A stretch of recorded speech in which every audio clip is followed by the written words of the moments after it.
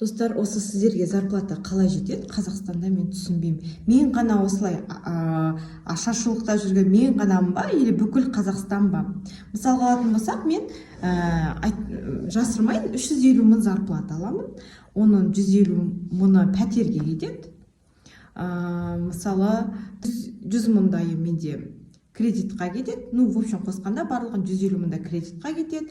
Ар жағында менде коммуналка бар, интернеттің төлемі бар, связьдің төлемі бар. В общем, маған өмір сүруге еш нәрсе қалмайды. Сонда мен өмір сүру үшін кредит аламын. Кей кезде кредитті жабу үшін мен кредит алуға тура келемін. Өйткені мен неге мен кредитті алдым себебі, кей кезде адамның денсаулығына ақша керек болып қалады, кей кезде мысалы кішкене ремонт жасау керек болып қалады, кей кезде енді мебель алу керек болып қалады. Енді керек, сен зарплата жетпейді деп кредит алмай жүре алмайсың ғой. Кез келген қазақта, қарапайым қазақта кредит бар. Неге? Себебі бізде зарплата үлкен анандай покупкаларға жетпейді.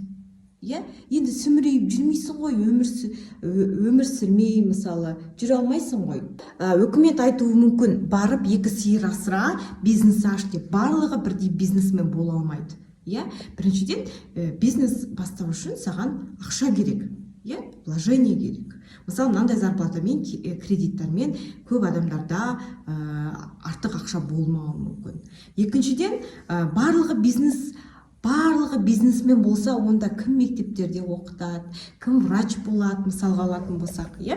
Барлығының бизнес ашуға жағдайы келмейді ғой. Мысалға, мені сонымен қоса уақытым да жетпейді. Шынында айтсақ, мысалы қазіргі бағалар бізде, продуктының бағалары Европаның, Германия, мысалы алдында айтып жатыр Германиядағы бір блогер, Қазақстанның продуктысының бағасы Германиядағы бағалармен бірдей деп. Ал зарплатасын қараңдар.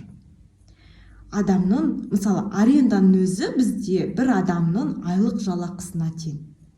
Сонда біз қазір ашаршылықта өмір сүріп жатыр деп айтсам, мен артық айтпаспын. Біз жопадамыз, мысалы. Барлығы бірдей бизнесмен бола алмайды, барлығының бірдей күйеуі бай бола алмайды, мысалы. Неге біз осында бай жері бола тұра, мысалы, неге біздің докторлар, қаншама білімді адамдар Англияға барып құл болу керек? Неге бүлтірген теру керек? Кредиттарын ғана жабу үшін. Біз жопадамыз. Неге біз немені бақыламаймыз? Бағаларды бақылау керек қой, немесе жалақы неге көтермейді? Біз әбден сүмірейіп, әбден ашаршылықта қалған халықпыз деп ойлаймын. Мен бұл видеоны, шынымды айтсам, жамандау үшін емес, негативит ету үшін емес, ол үшін жазып тұрған жоқпын. Шынымен мен айналадағы коллегаларыма қарайым, айналаға адамдарға қарайым, автобустағы әңгімені тыңдайым. Бұл менің ғана жағдайым емес, бүкіл халықтың жағдайы. Барлығы бірдей күшті компанияға тұрып кетпейді, бірақ. Мысалы, мен мұғаліммін. Қазақстандағы ең жоғары жалақылардың бірін мен аламын. Ал басқалардың өмірі қалай екен, балалары бар адам қалай екен, мысалға алатын болсақ. Мен жалқау емеспін, мысалы, 6 жыл оқыдым, дипломым бар, қызылға бітірген, мысалы, еңбек етіп келе жатырмын. Менің жағдайым осылай болса, басқа халықтың жағдайы қалай екен? Бұрын маған айту, зарплата кішкене болсын жететін айту.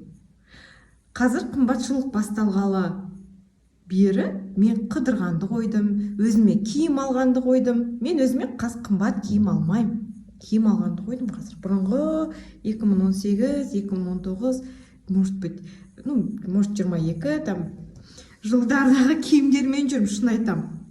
Біз өмір сүрмейміз, біз жан сақтап жүрміз.